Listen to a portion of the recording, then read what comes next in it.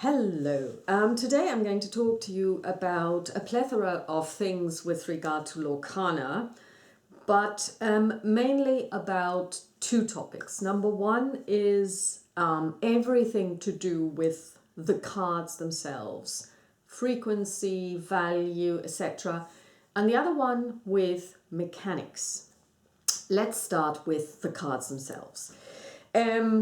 For those of you who have been following various channels on YouTube, you will have seen complaints by lots of people saying, oh, I bought a display of 100 or 200 and I think 88 cards in total. So it's usually 24 boosters with 12 cards. And I paid, usually the, the recommended retail price is around 150 euros. And now that I've opened the boosters, I don't have a return on my investment. This is frequently bandied about. There are also those apocryphal stories which I have heard, which I cannot really verify in any way, that, for example, there was this one guy who works for Ravensburger and apparently he opened 12 display cases and he didn't get a single, not cases, but display boxes, and he didn't get a single enchanted. Then there are rumors, maybe backed by official figures, that say that if you get 4 booster displays, you should be getting 1 enchanted. So 1 enchanted per 96 booster packs. And for those of you who don't know anything about it, there are different rarities to the cards. There are commons, uncommons, rares, super rares, and legendaries. And enchanteds are, I believe, all legendary cards that have been given a special treatment. They look very beautiful or special. Most of them I actually don't really find so nice to look at, but we'll talk about the art later. But they are very, very, very, very, very rare, and when you go online and try to buy them, you can find that they are sometimes actually quite expensive. Some of them retail for several hundred euros on the secondary market. Others are not valuable at all, especially the so-called locations or lands, which they decided to turn into enchanteds, which in my opinion is a total misjudgment and error of judgment, because there is no way anybody will ever want a land as an enchanted, and the prices go to show this. But considering that they are very, very, very rare, and also therefore valuable because of their rarity, people wouldn't really play them. So an enchanted isn't a new rarity card, but it's actually usually a legendary that has been given some special treatment. And so lots of people actually hunt for them because they hope that when they buy a display case or display box, a display case would be 4 boxes, they get one and then they can make money off of it. And they also think that they can do this by opening display boxes and just get cards that are so valuable that they can sell them at a profit. And I think that this is wrong. I just think that this is a completely wrong attitude towards Lorcana or Magic the Gathering or any other trading card game out there, because it is in the name. It is a game. So the company that manufactures the game and sells it to you doesn't sell you gold, it doesn't sell you bitcoins, it doesn't sell you valuables, it doesn't sell you jewelry, it sells you a game. And the game itself should be, if it's a good game, interesting. It should have clear rules. It should have mechanics that are borne out by the playing pieces that you get. And if you're very lucky, it's also going to be engaging. And if you're super lucky, it may be so nice on the eyes that you like looking at it. Now, I've been collecting board games and card games for a very, very, very long time. Also war games where, the easiness on the eye is something that nobody ever cares about. It's more about the functionality of the playing pieces. And I've seen probably easily 1,000 or so games in my lifetime, and I've played several hundred of them, and several dozens of those, several for years and years and years. And some of these games that I have or have had in the past were quite valuable because they were old games that were out of print, but that were really sought after. Now, when we look at Lorcana, which is less than a year old at the time of making this video because it's June 2024, and most stuff is still in print and available through normal retailers, with the exception of the first chapter, but you can still get unopened cases and boxes for €1,000, which I would never pay because, hey, it's just cardboard after all, and the chances of hitting on a really, really rare card, like I said, an enchanted card, are very slim because there are so few out there. There is just no return on your investment, and it shouldn't be because it's a game. When you look at it from this whole idea of, oh, it's also a collectible, you are looking at asking questions of Disney Ravensburger with regard to their product portfolio. Because once you say, yes, this isn't just a game, but we want people to engage in the collectible area of it, you have to cater to those people differently. And at the moment, I think Ravensburger is still of the opinion we're producing a game. It's a highly priced game when you compare the prices for boosters with, let's say, Magic the Gathering. And I'm going to use Magic the Gathering because it's the only other TCG that I know lots about.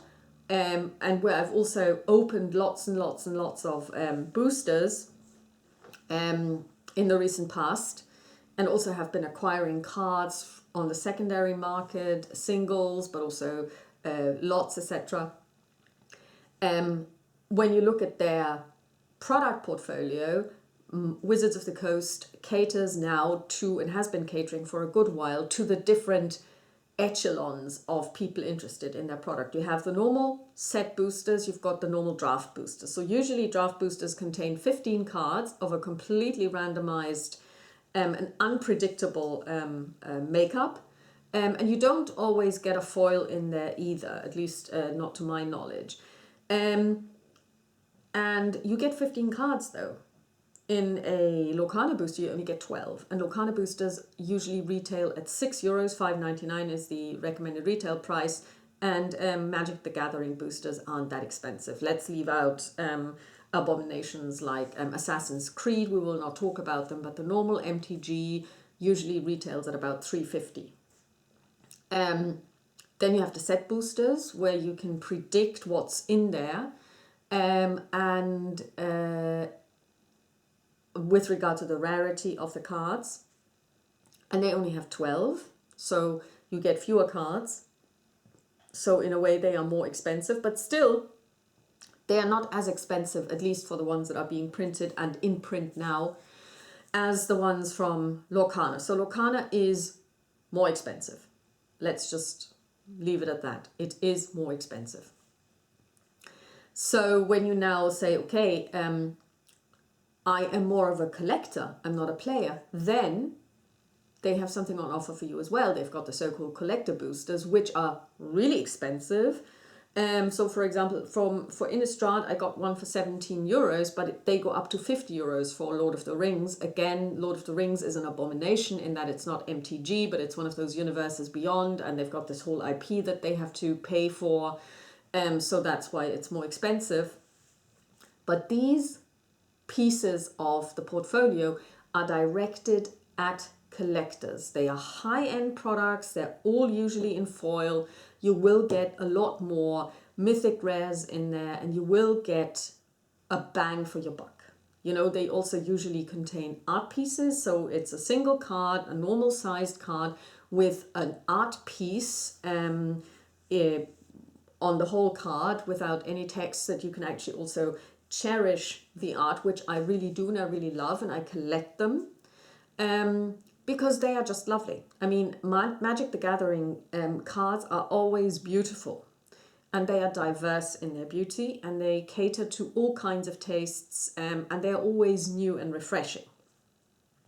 So if we say that Lorcana is more of a collectible game, and if Ravensburger decides that this is going to be it, or that they want to cater for both ends of the spectrum, then they will have to diversify their product offering and say, well, then we have collector boosters, we have collector booster sets, and people can get them, and then they can get the high-end stuff. And maybe then say, with regard to the Enchanted, if you buy a collector booster set for 170 euros, because that's what they usually cost for Magic the Gathering, you're guaranteed one Enchanted. That doesn't mean that it's going to be the Enchanted that you were looking for, but you are guaranteed that it's an Enchanted. If they go down that road, however, what will happen is the number of Enchanteds will have to increase, which means that if the supply is there, prices will go down.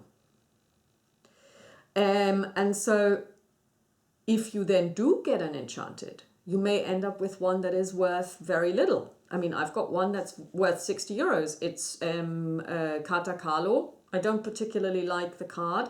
And the guys and girls who got the land Enchanteds basically are just horrified at the fact that they've got an Enchanted, which is so kind of like sought after. Everybody wants to draw an Enchanted, and then you end up with a land that nobody wants.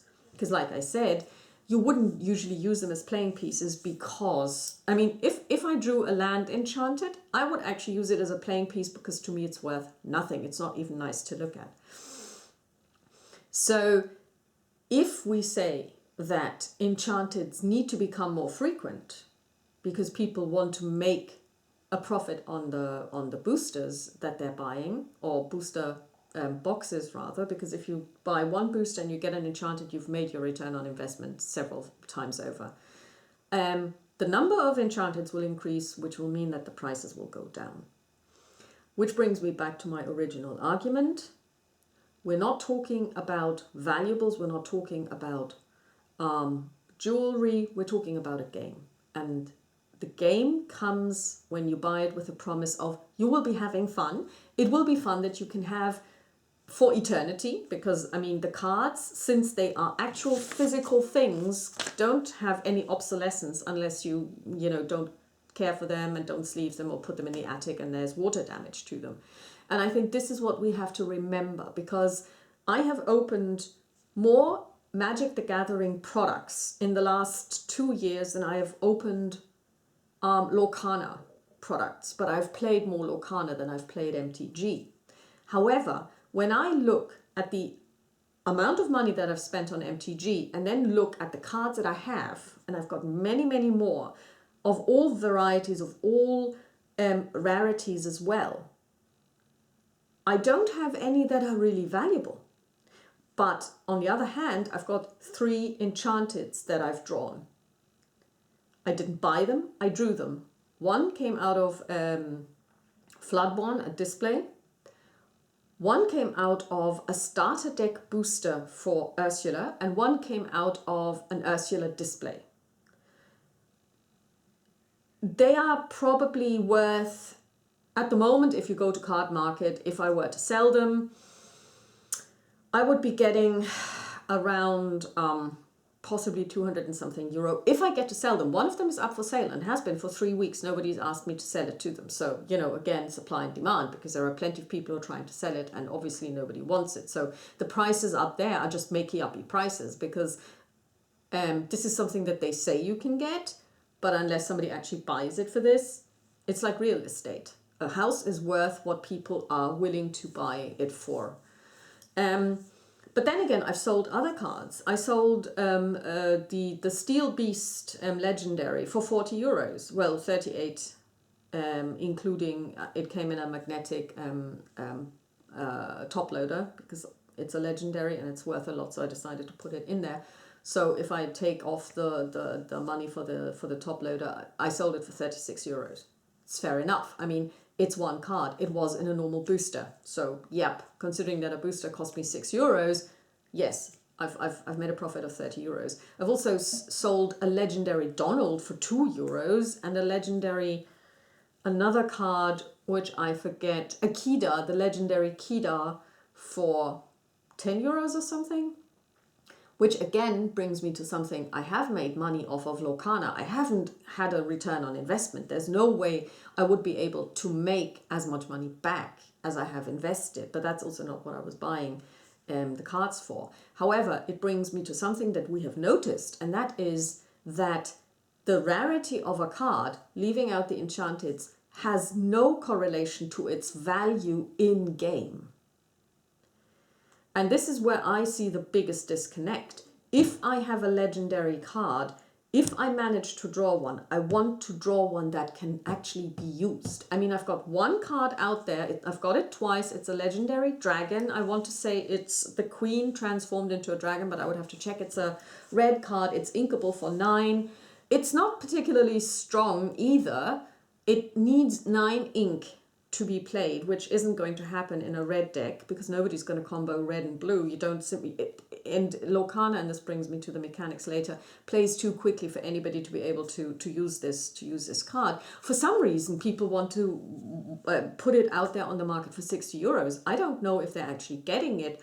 I'm tempted to try, maybe, but the fact that it's a legendary has no correlation to its power in game. Then we've got the Donald that I was telling you about. It's a legendary card. I sold it for 2 euros because I've got 3 of it. I don't need 3. I'm not going to play it anyway. But it's a legendary and only worth 2 euros. Why? Because it's completely useless as a playing piece. Whereas in MTG, if you get a mythic rare card, this card is a valuable card in game. You can go in there and you can make or break a gaming situation. You can advance your own agenda, or you can stall your opponent's agenda. The rarity correlates to the playing power of the piece, and that's not what we see in a Lorcana, at least until set 4, because when we were going through the rares, and especially the super rares and legendaries, we could see that there were legendaries that are very cheap with regard to inking costs, but gave you a great return. So basically playing them suddenly makes sense. And so I don't know if this was a chance thing, or that this is now something that they've realized, that if you attach a rarity and reduce the availability of a certain card, it also needs to mean that this card is somehow important in game, if they've noticed this. Or if they haven't, or if this is just a fluke, so we will see. But this brings me straight to the mechanics. For those of you who don't know, Lorcana is similar to MTG in that there's a magic number 20. In MTG, every player has 20 life, unless you play Commander, in which case you have a different amount of life, namely 40. And the idea is to whittle down your opponent's life by attacking their creatures, and if there are no creatures on the board, or if your creatures have several, or whatever cards you're using have special abilities, it can also mean that you can attack your opponent outright and take down their life counter. In Lorcana, being a family-friendly game for 8 years and up, instead of taking away somebody's life, you're counting legends. So you're trying to go exploring and you try to get to 20, and the person who gets to 20 first wins the game. Now, it's been discussed multiple times that in Lorcana, if you go first, you usually win the game.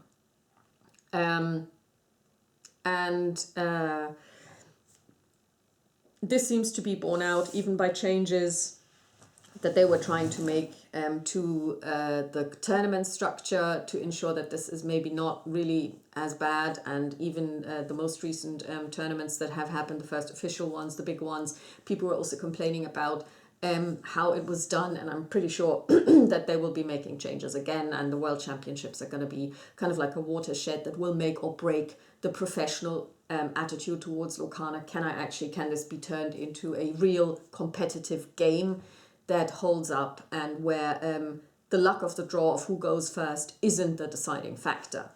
Now, we've always said that the reason why it is the deciding factor is because 20 legends are so quickly accumulated, number one, and number two, there are 2 drawbacks to the whole way Lorcana is set up. Number one, getting someone to shed legends once they've acquired them is quite difficult, and there are very few cards that can do it, and they're not available in all colors. That's number one. Number two, you can't interrupt your opponent on their turn. Unlike Magic the Gathering, they have cards that used to be called interrupts, now they're called instants, that you can play on your opponent's turn to stall them or to hinder them from doing something or to simply negate what they're doing. Blue is very good at this. They even have kind of like, they have cards that are simply, their flavor text is no. You just counter whatever the other person is doing. And that is something you can't do in Lorcana, and I think that's a big drawback because, as has been said by many people, and I've also said it, you sometimes tend to do your own thing and completely ignore what your opponent is doing because the only thing you're doing is racing to get to 20 legends. So actually challenging someone may not even be relevant. Depending on what kind of colors you choose to play, you can go ahead without challenging. You just have to, like make sure that all of the stuff that you have generates lots of generates lots of legends. You have a couple of locations that generate legends simply by being out on the field, and then maybe put out somebody with bodyguard, and then everything is fine. And it has often turned out to be a game where you are playing your own game. And as somebody once said, it's so boring. I don't even need to be sitting at the same table with my opponent. If they go first, I know that I'm going to lose, and I could be playing in a different room, and then just basically somebody relaying the points that we've assembled in the meantime. It was the same was our experience as well. So we've always said, in order to make it more interesting, but also in order to give value in game to the high cost cards which are out there, 7, 8, 9, you need to have a slower game. And there are two ways in which you can slow down the game. Number one, and also make it more interactive. Number one, being able to interrupt and stall your opponent on their turn. Number two, making sure that you can remove legends from them much more quickly and much better and for all colors. And the third one, which is also my personal preference, is to move away from the 20. 20 is an arbitrary number, which doesn't make sense. I would say 40 legends. And interestingly enough, in the most recent version of Lorcana, the Illuminari Chroniken, Her Ladyship Ursula actually has to reach 40 legends to win. And each player has to get to 20. And this is now a spoiler, so if you haven't played the Illuminari Chroniken, and if you are going to, please stop listening. Because this game, Ursula relies actually on removing legends from the players. And she does so frequently, and it cripples you, but it makes it fun. And also there is a mechanic, at least in the easy game, where players can trade legends that they have for benefits like healing themselves. So legends have now been given an additional power. They are currency. And I believe, and I really, really hope that this is going to be introduced with the 5th set into the normal play. Number one, that legend removal is going to be the norm. Number two, that the 20 is abolished, because 20 is ridiculous. It's 40 legends for everybody to actually have a long and engaging game that is both strategic and tactical. And also the ability to use legends for stuff. Maybe sacrifice a legend to be able to interrupt your opponent's turn. That would be something where you say, okay, you can play any card on your opponent's turn, considering, whatever it is. So if it has haste, then you could play a creature to interrupt your opponent's attack or to mitigate it somehow, but you have to sacrifice a legend. That would be one way of doing it. And that is really what I'm hoping to see here. So now, lastly, I would like to go back to something that I forgot about when I spoke about the art, or when I spoke about the cards. as I've said, I've opened many more MTG boosters than I've opened Lorcana boosters. However, Lorcana booster opening is boring. The art is boring. And I know why, of course, because they have the Disney IP, and I'm pretty sure that Disney has very, very strict ideas as to how Disney characters are allowed to be shown, how they are allowed to be depicted, because, of course, you want to have the instantly recognizable picture of each of the heroes and heroines and villains, so that people look at something and say, oh yeah, that's Donald. Now, Donald is, of course, emblematic and iconic, so it's no problem. But to be quite honest, I can't even tell those Disney princesses apart. I mean, Aurora, I'm like, who is this woman? The only reason why I can tell Ariel apart is because she's red-haired. Everybody else looks exactly the same. I mean, Elsa and Anna, yeah, if you really look closely, they also have different hair. But the art overall is boring. And I'm not a visual person, which is why I don't usually care about what playing pieces look like. But there is nothing to write home about. In the newest set, there is only 2 cards, maybe 3 that I really think are beautiful. Number 1 is Piglet. Number 2 is Diablo, the green legendary card, which I would really have wanted to get, but I'm not going to pay. And this is actually a legendary card that is very, very expensive. I think it retails at 35 euros. I'm not going to pay 35 euros for a piece of cardboard, sorry. Piglet, Diablo, and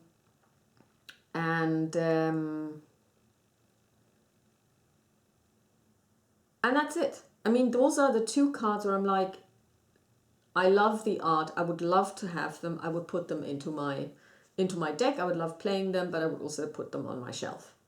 These are the only 2 cards out of 200 odd. That's not good enough. And also, the art looks very samey.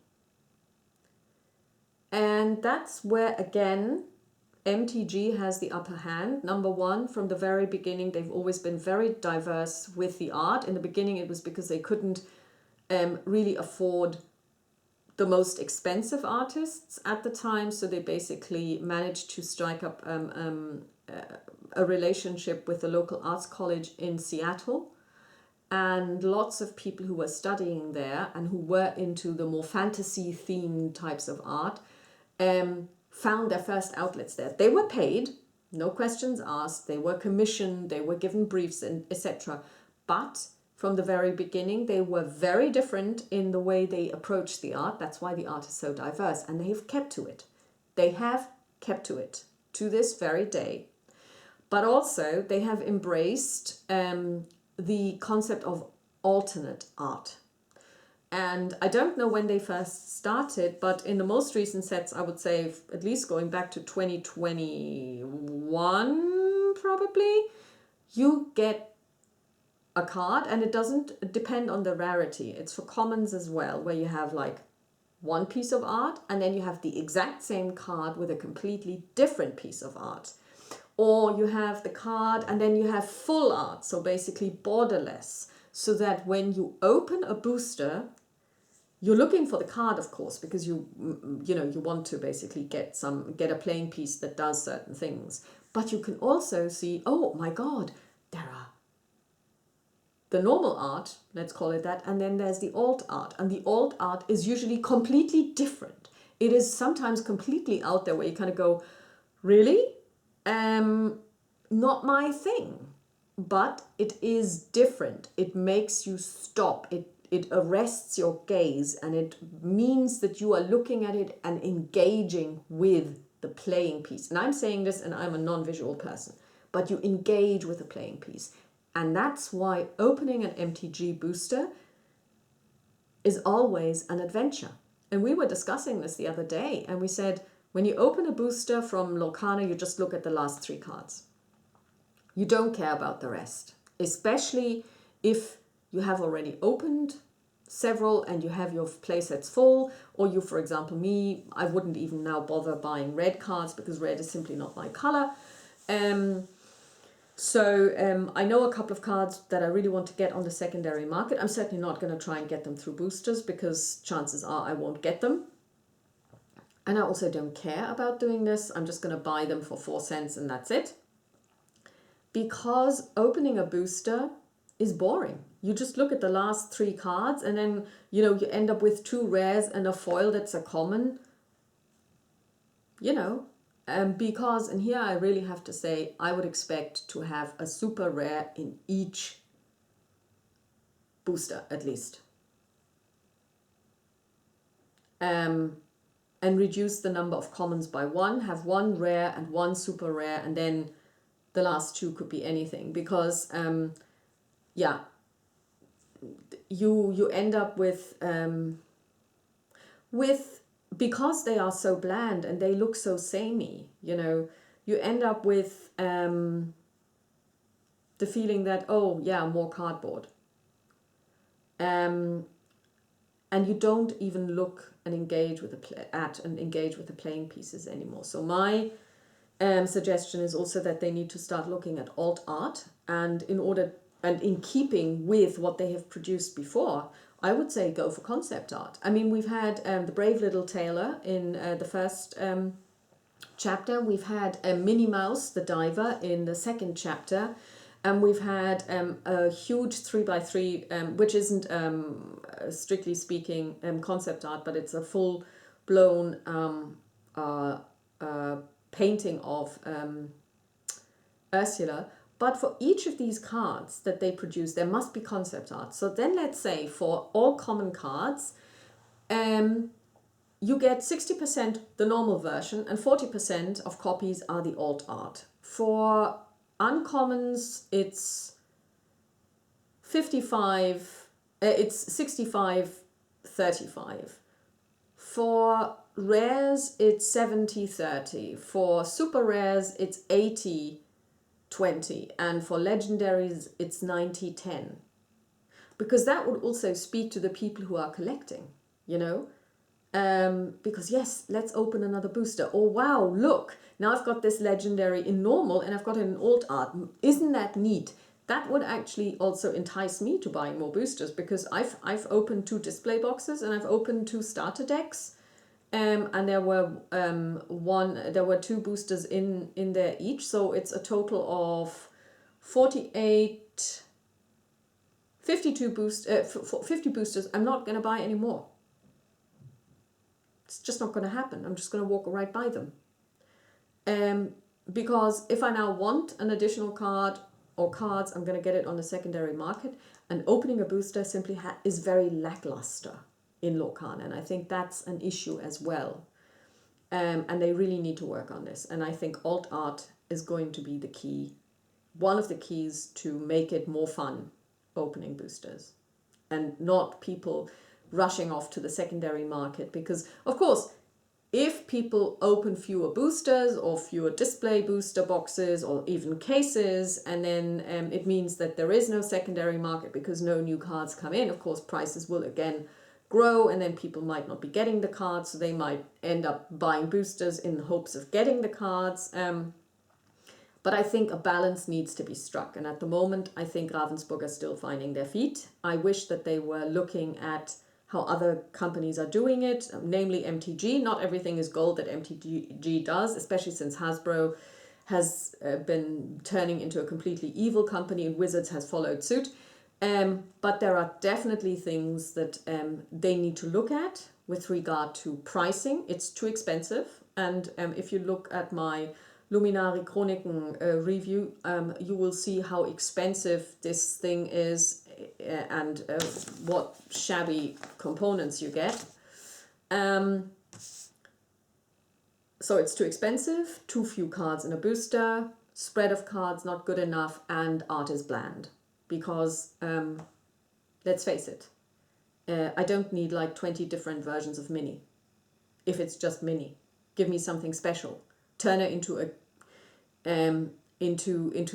like use different art styles. Be bold, because otherwise people are just going to go, oh, another Mini. I can't even tell them apart at this stage anymore. So I hope that they're taking this on board, that they are really looking at their portfolio as well, catering more towards possibly collectors as well, if they want to keep this group interested. And I think you need to keep them interested. And lastly, check the mechanics. 20 legends, it's just not worth it. Talk to you soon. Bye.